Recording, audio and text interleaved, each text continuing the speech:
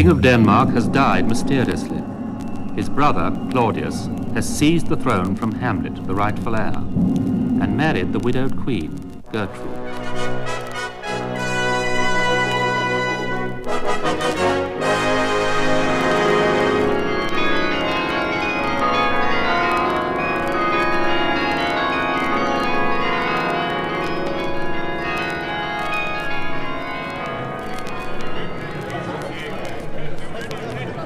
Though yet of Hamlet, our dear brother's death, the memory be green, yet so far hath discretion fought with nature that we with wisest sorrow think on him, together with remembrance of ourselves. Therefore our sometime sister, now our queen, have we as 'twere with a defeated joy taken to wife. Nor have we here in bard your better wisdoms, which have freely gone with this affair along. For all, our thanks. But now, my cousin Hamlet, and my son. A little more than kin, and less than kind. How is it that the clouds still hang on you? Not so, my lord. I am too much i' the sun. Good Hamlet, cast thy nighted colour off, and let thine eye look like a friend on Denmark. Do not forever with thy veiled lids seek for thy noble father in the dust.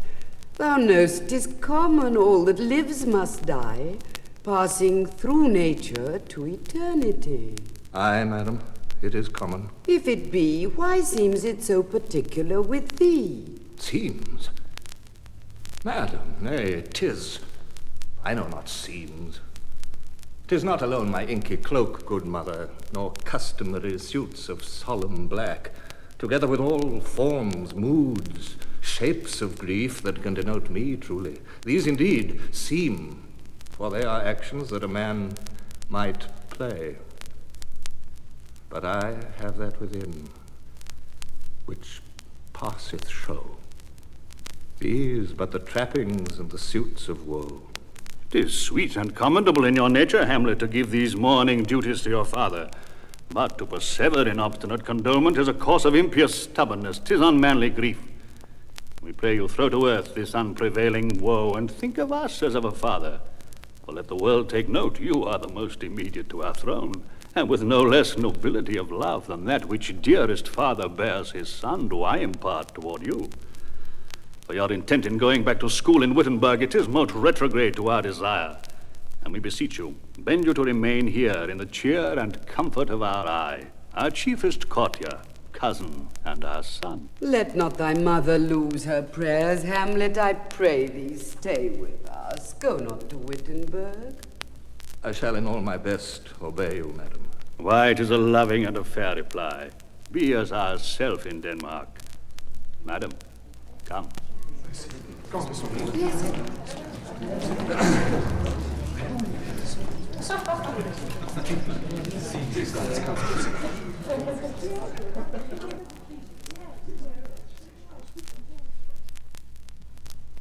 Oh, that this too sullied flesh would melt, thaw, and resolve itself into a dew.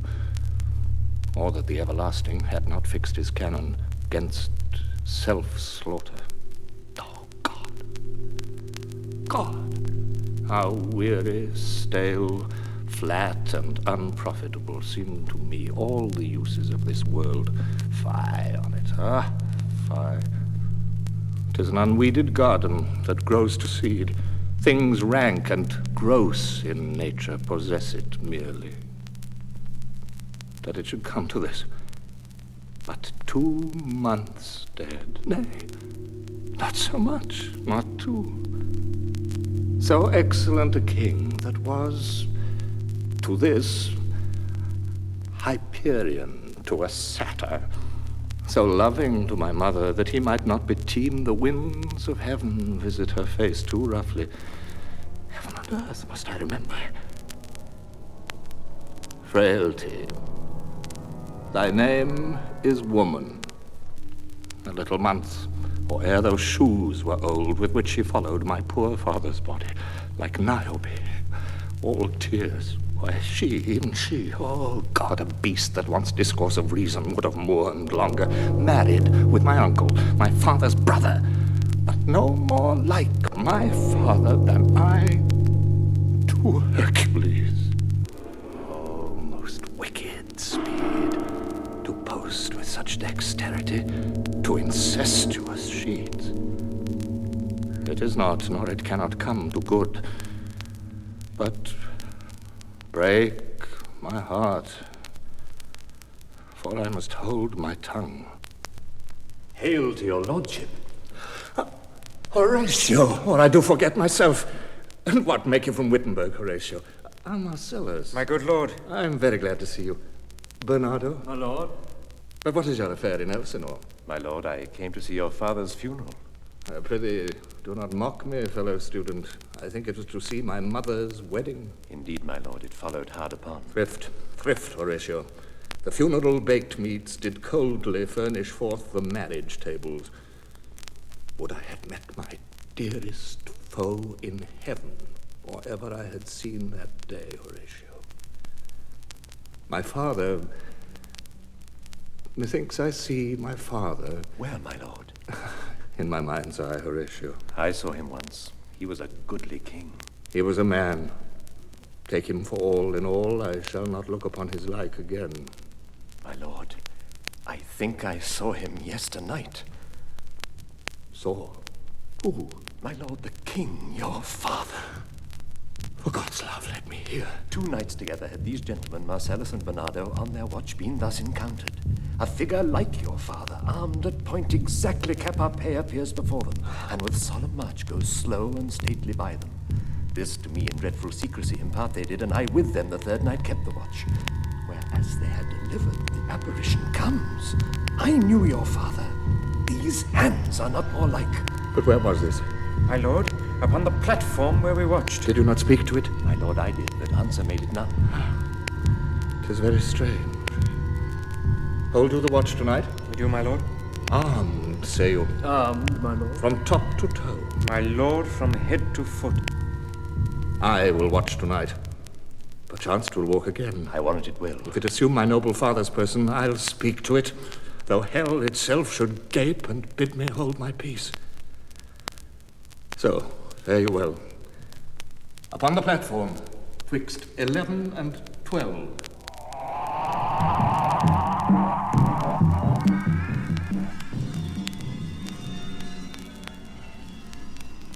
The air bites shrewdly. It is very cold. It is a nipping and an eager air. What hour now? I think it lacks of 12. No, it is struck. Indeed, I heard it not. It then draws near the season wherein the spirit held is wont to walk. Look, my lord, it comes. Angels and ministers of grace, defend us. Be thou a spirit of health or goblin damned, bring with thee airs from heaven or blasts from hell. Be thy intents wicked or charitable, thou comest in such a questionable shape that I will speak to thee. I'll call thee Hamlet, King, Father, Royal Dane, oh, answer me! It beckons you to go away with it, as if it's some impartment to desire to you alone. It will not speak. Then I will follow it. Do not, my lord. Why, what should be the fear? I do not set my life at a pin's fee, and for my soul, what can it do to that, being a thing immortal as itself? It waves me forth again. I'll follow it. You shall not go, my lord. Hold off your hands. She ruled, you shall not go. My fate cries out and makes each petty artery in this body as hardy as the Nemean lion's nerve. Still am I called. Unhand me, gentlemen. By heaven, I'll make a ghost of him that lets me. I say away. Go on. I'll follow thee. He waxes desperate with imagination. Let's follow. It is not fit thus to obey him. Have after, to what issue will this come? Something is rotten in the state of Denmark. Heaven will direct it. Nay, let's follow him.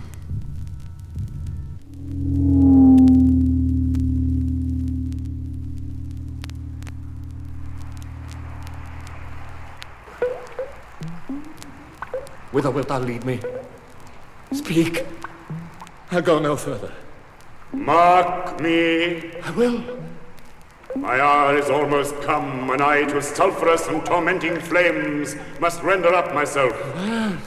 Poor ghost. Pity me not, but lend thy serious hearing to what I shall unfold. Speak. I am bound to hear. So art thou to revenge when thou shalt hear.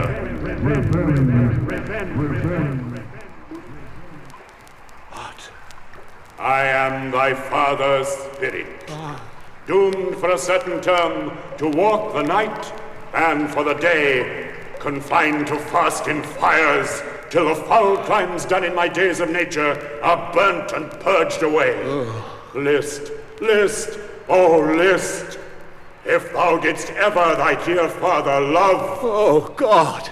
Revenge is foul and most unnatural murder. Murder, most foul, as in the best it is. But this, most foul, strange and unnatural. Haste me to know it, that I may sweep to my revenge. Now, Hamlet, here, 'tis given out that sleeping in my orchard a serpent stung me. But know, thou noble youth, the serpent that did sting thy father's life, now wears his crown. Oh, my prophetic soul! My uncle! Aye, that incestuous, that adulterate beast, won to his shameful lust the will of my most seeming virtuous queen. But soft, methinks I scent the morning air. Brief let me be. Sleeping within my orchard, my custom always of the afternoon, upon my secure hour thy uncle stole, with juice of cursed Hebanon in a phial, and in the porches of my ears did pour the leprous distilment. Thus was I, sleeping by a brother's hand, of life, of crown, of queen at once dispatched. No reckoning made, but set to my account with all my imperfections on my head. Oh, horrible! Oh, horrible! If thou hast nature in thee, bear it not. Let not the royal bed of Denmark be a couch for luxury and damned incest. But howsoever thou pursuest this act, taint not thy mind, nor let thy soul contrive against thy mother aught. Leave her to heaven, and to those thorns that in her bosom lodge, to prick and sting her. Fare thee well at once. Adieu, adieu, adieu. Remember me.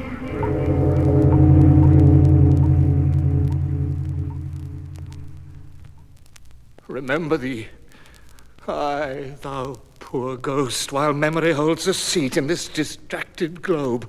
Remember thee. Yea, from the table of my memory I'll wipe away all trivial fond records, and thy commandments all alone shall live within the book and volume of my brain, unmixed with baser matter.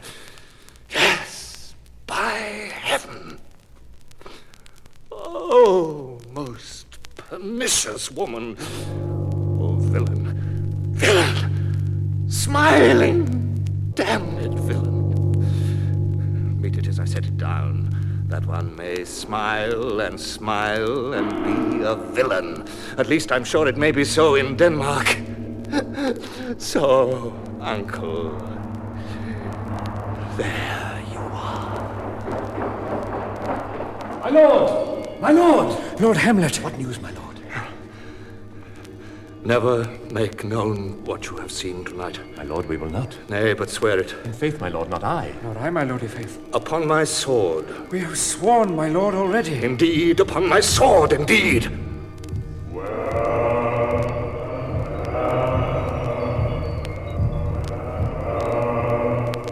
Rest, rest, perturbed spirit. Oh, day and night, but this is wondrous strange. There are more things in heaven and earth, Horatio, than are dreamt of in your philosophy. But come, the time is out of joint. Oh, cursed spite, that ever I was born to set it right. Polonius, the king's counsellor, has a son, Laertes, and a daughter, Ophelia. Laertes is leaving for France. Yet here Laertes, abhorred for shame. There, my blessing with thee. And these few precepts in thy memory look thou character. Give thy thoughts no tongue, nor any unproportioned thought his act. Be thou familiar, but by no means vulgar. Give every man thine ear, but few thy voice. Take each man's censure, but reserve thy judgment. Coster thy habit as thy purse can buy, but not expressed in fancy, rich, not gaudy, for the apparel oft proclaims the man. Neither a borrower nor a lender be, for loan oft loses both itself and friend, and borrowing dulls the edge of husbandry. This, above all, to thine own self be true, and it must follow as the night the day. Thou canst not then be false to any man. Farewell. My blessing season this in thee.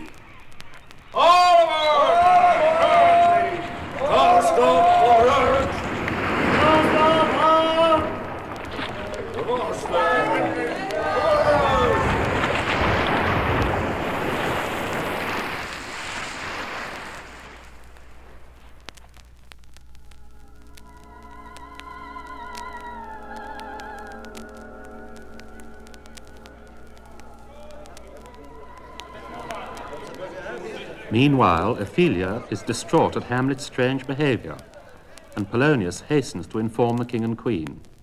My liege and madam, to expostulate what majesty should be, what duty is, why day is day, night night, and time time, were nothing but to waste night, day, and time. Therefore, since brevity is the soul of wit, I will be brief. Your noble son is mad. Mad, let us grant him then. And now remains that we find out the cause of this effect. Perpend, I have a daughter who in her duty and obedience mark hath given me this. Now gather and surmise. To the celestial and my soul's idol, the most beautified Ophelia. Came this from Hamlet to her? Good madam, stay a while, I will be faithful.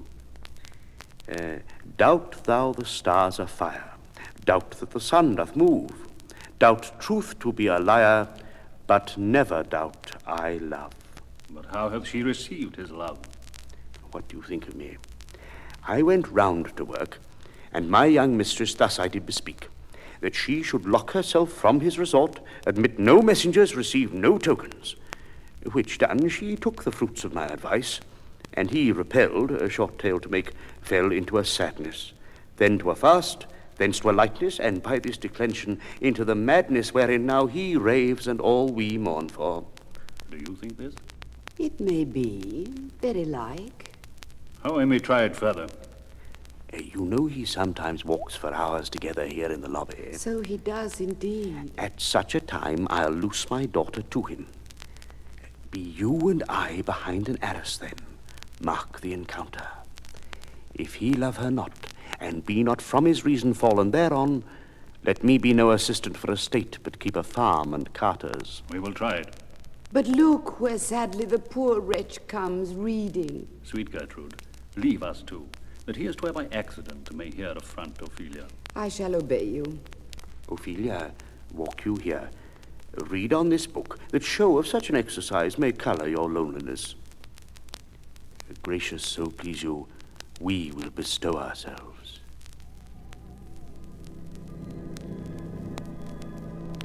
To be or not to be, that is the question. Whether 'tis nobler in the mind to suffer the slings and arrows of outrageous fortune, or to take arms against a sea of troubles and, by opposing, end them.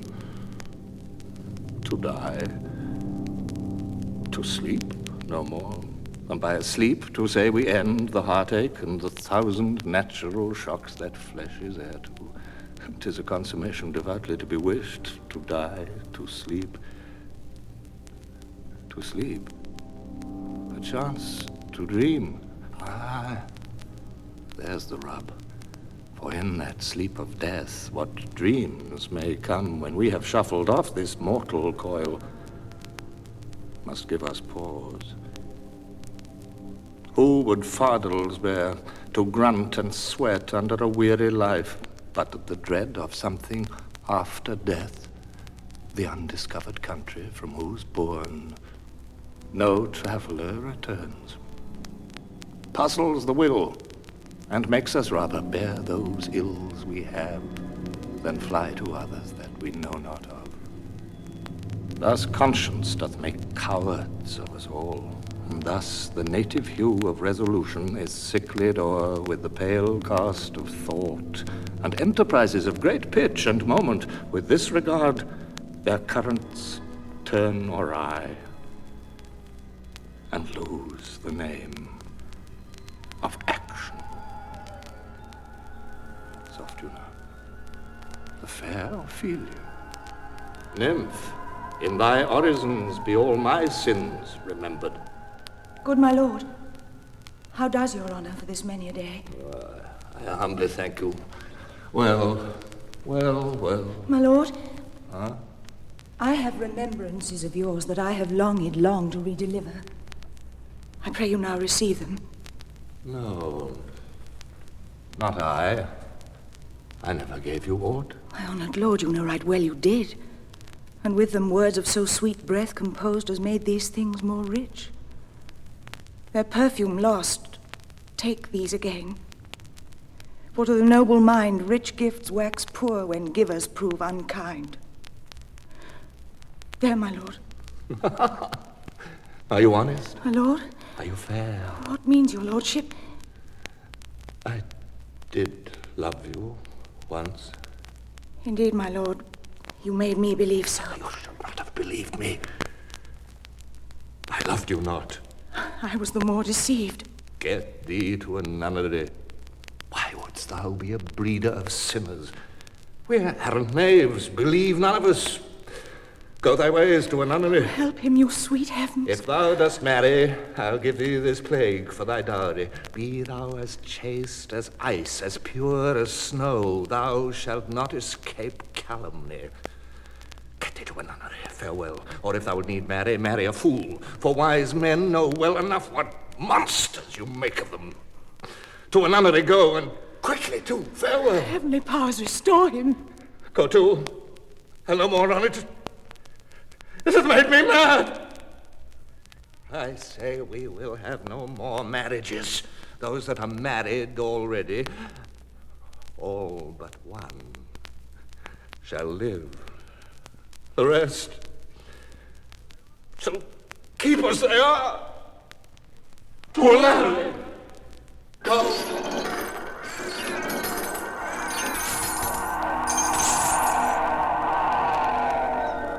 Noble mind is here o'erthrown. The expectancy and rose of the fair state, the glass of fashion and the mould of form, the observed of all observers, quite down. And I, of ladies most deject and wretched, that sucked the honey of his musicked vows, now see that noble and most sovereign reason blasted with ecstasy. Oh, woe is me, to have seen what I have seen. See what I see.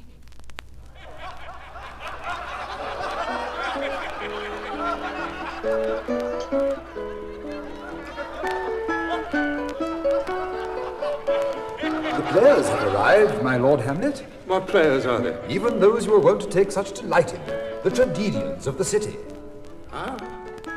He that plays the king shall be welcome. His Majesty shall have tribute of me. You are welcome, masters, welcome all. Dost thou hear me, old friend? Can you play The Murder of Gonzalo? Aye, my lord. We'll have it tomorrow night. You could, for a need, study a speech of some 12 or 16 lines, which I would set down and insert in it, could you not? Aye, my lord. Very well. Follow that lord, and look you, mock him not. I have heard that guilty creatures sitting at a play have, by the very cunning of the scene, been struck so to the soul that presently they have proclaimed their malefactions. For murder, though it have no tongue, will speak with most miraculous organ. I'll have these players play something like the murder of my father before mine uncle. I'll observe his looks, I'll tempt him to the quick. If he do blench, I know my cause. The spirit that I have seen may be a devil, and the devil hath power to assume a pleasing shape. Yea, and perhaps out of my weakness and my melancholy, as he is very potent with such spirits, abuses me to damn me. I'll have grounds more relative than this. The play is the thing wherein I'll catch the conscience of the king.